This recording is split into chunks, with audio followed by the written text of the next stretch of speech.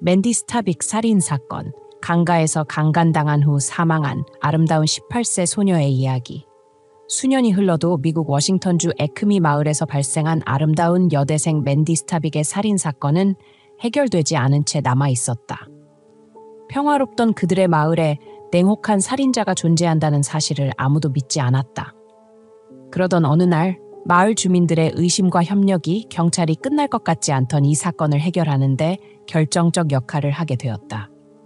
워싱턴주의 급원 국도를 따라 위치한 에크미는 작은 마을로 아름답고 친절하며 평화로운 곳으로 잘 알려져 있다. 이곳에서는 마을 사람들 모두 서로를 잘 알고 지내며 이름까지 외울 정도로 친밀하다. 지역 경찰은 에크미를 가장 안전한 마을 중 하나라고 자신 있게 소개했다. 주민들은 집 문을 잠그지 않고도 심지어 자동차 키를 차 안에 두고도 도난 걱정 없이 살 수 있었다. 수년간 이어져 온 이 마을의 평화는 주민들에게 고향을 묘사할 때 가장 자랑스럽게 내세우는 특징이었다. 하지만 1989년 어느 날 충격적인 비극이 발생하며 이곳에 대한 주민들의 관점이 완전히 바뀌었다. 그 비극은 바로 18살 여대생 맨디 스타빅의 살인 사건이었다. 맨디의 비극은 그녀가 센트럴 워싱턴 대학교 1학년에 재학 중이던 시기에 발생했다.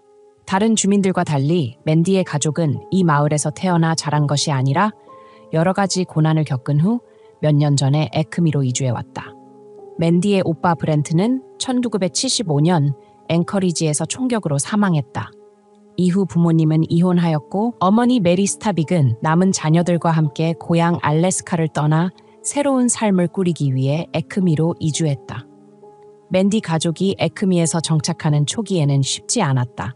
그러나 사교적이고 활발한 성격 덕분에 맨디와 가족들은 이웃 주민들과 빠르게 어울릴 수 있었다. 특히 맨디는 마을에서 잘 알려진 여학생이었다. 이웃들은 그녀를 우수하고 재능 있는 학생으로 기억했으며 맨디는 착한 성격의 남자친구 릭 젠더와 3년 동안 달콤한 연애를 이어갔다. 하지만 1989년 11월 24일 금요일 맨디가 갑자기 실종되면서 가족의 에크미에서의 평화로운 삶에 대한 꿈은 산산조각이 났다. 그날은 맨디가 추수감사절 휴가로 집에 머무르던 날이었다.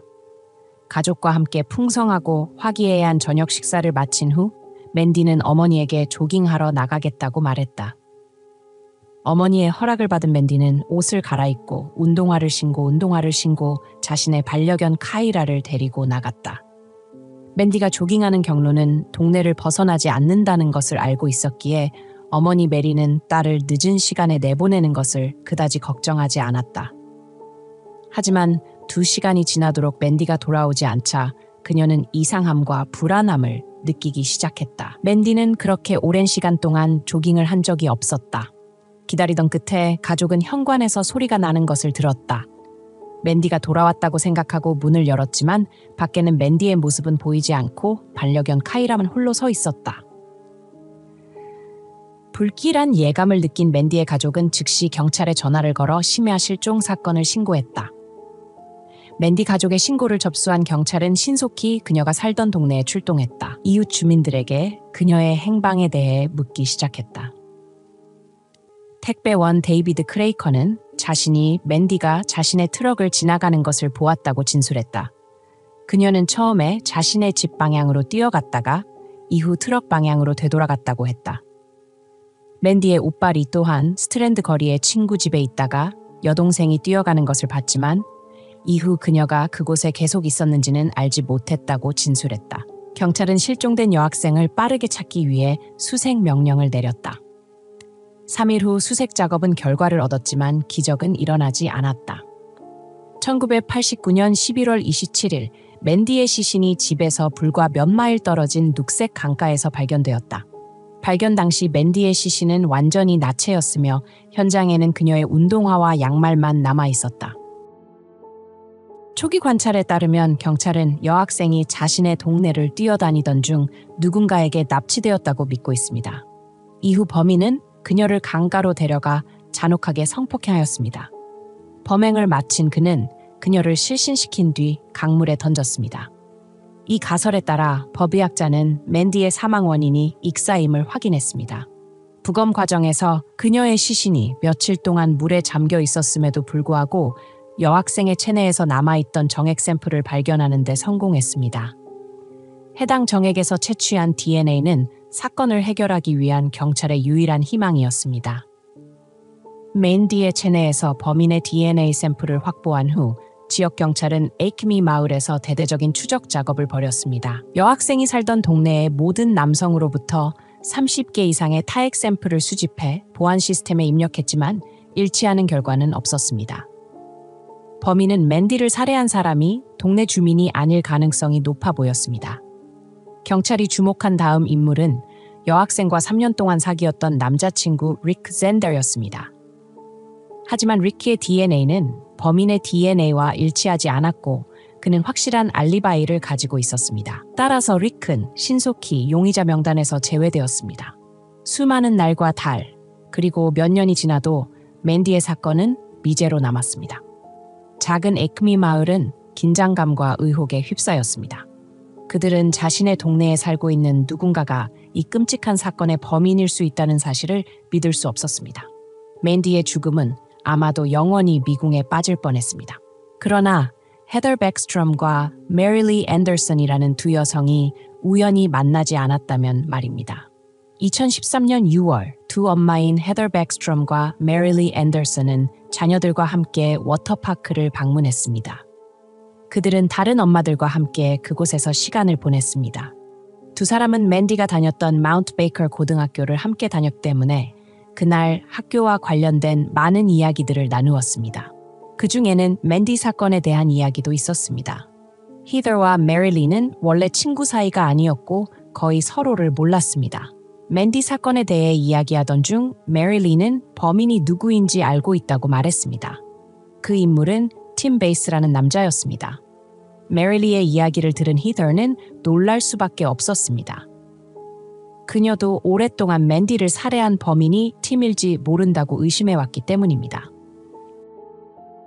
두 여성의 의심은 점점 진실에 가까워졌습니다. 과거 팀 베이스에 대한 좋지 않은 인상을 회상하면서 말입니다. 팀은 맨디, 헤더, 메릴리와 같은 학교에 다녔던 선배였습니다.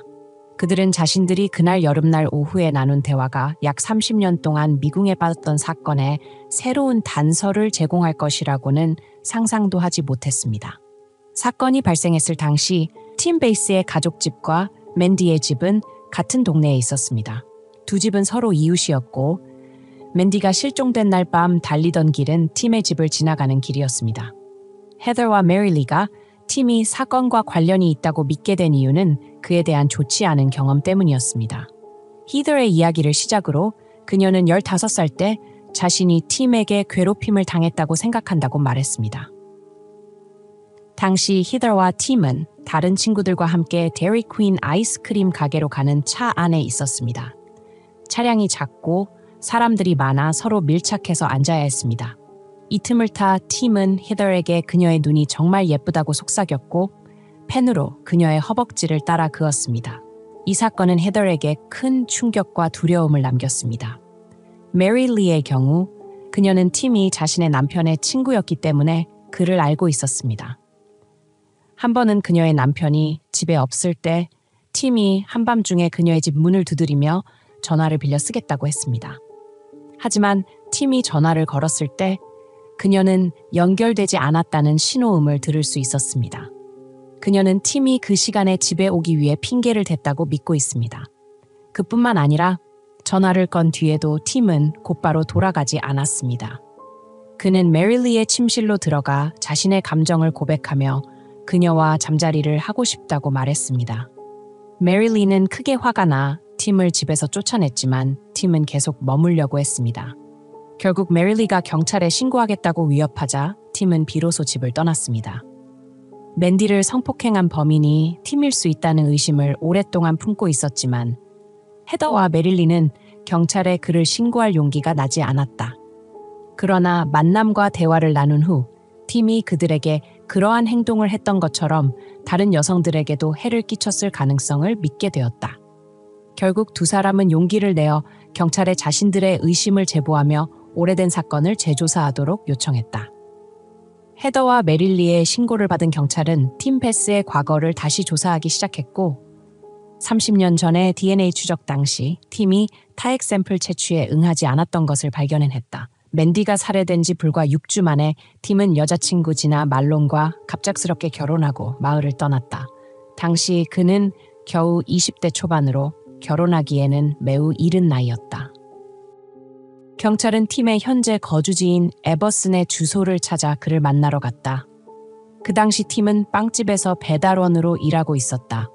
경찰이 팀에게 맨디에 대해 묻자 그는 맨디가 누군지 모른다고 주장했다. 그러나 경찰은 그의 말을 즉시 거짓으로 간주했다. 에크미에 사는 모든 주민은 맨디와 그녀에게 일어난 사건을 알고 있었다. 게다가 팀의 집은 맨디의 집과 매우 가까웠고 두 사람은 같은 학교를 다녔으며 두 가족은 서로 알고 지내는 사이였다.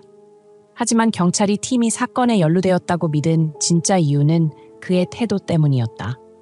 경찰이 DNA 샘플을 요청하자 팀은 경찰을 신뢰하지 않는다며 이를 완강히 거부했다. 팀의 비협조적인 태도는 경찰의 수사를 다소 방해했지만 수사관들은 그의 DNA 샘플을 확보할 기회를 조용히 기다렸다. 하지만 팀은 매우 교활했다. 그는 항상 장갑을 끼고 다녔으며 직장에서 자신과 관련된 어떠한 물건도 남기지 않았다.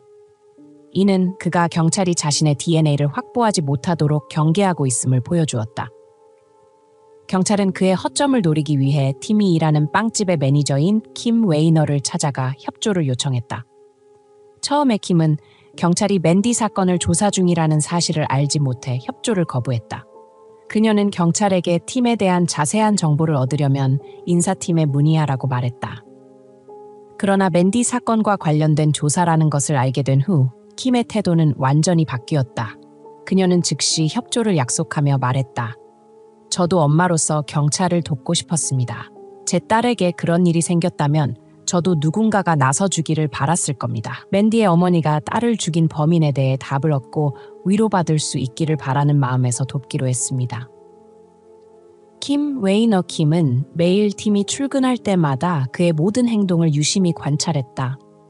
그녀는 그가 사용한 물건을 찾아내 경찰이 그의 DNA를 확보할 수 있기를 바랐다. 며칠, 몇 주가 흘러도 팀은 허점을 보이지 않았다. 그러나 약 3개월이 지난 어느 더운 날, 킴은 팀이 냉장고에서 코카콜라를 꺼내 플라스틱 컵에 따라 마신 후 음료 캔과 컵을 모두 쓰레기통에 버리는 모습을 보았다.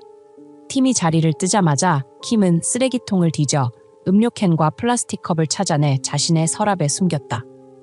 그녀는 팀이 자신의 행동을 알아차리지 않기를 간절히 바랐다. 이 중요한 단서를 확보한 후 수사관들은 즉시 컵을 검사실로 보냈고 법의학 결과 이 컵에서 채취한 DNA가 맨디의 몸에서 발견된 DNA와 완벽히 일치함을 확인했다. 결정적인 증거로 인해 팀은 2017년에 체포되었다. 그러나 그는 끝까지 무죄를 주장하며 자신은 단지 맨디와 비밀리에 성관계를 가졌을 뿐이라고 말했다. 하지만 검찰은 그가 사건의 진범임을 강력히 주장했다. 검찰은 팀이 맨디가 자신의 집 근처를 조깅하는 모습을 종종 보며 나쁜 의도를 품었다고 판단했다. 1989년 11월 24일 팀은 맨디를 녹색 강가로 납치해 성폭행했다. 이후 맨디가 도망치려 하자 그녀를 때려 기절시킨 뒤 강물에 던져 살해했다. 2019년 5월 24일 배심원단은 팀에게 살인죄를 선고했다. 그는 최대 320개월, 약 8개월의 징역형을 받았다. 피고는 계획적 살인 혐의로 기소되지 않았기 때문에 종신형은 선고되지 않았다. 맨디 사건은 정확히 30년 만에 해결되었다.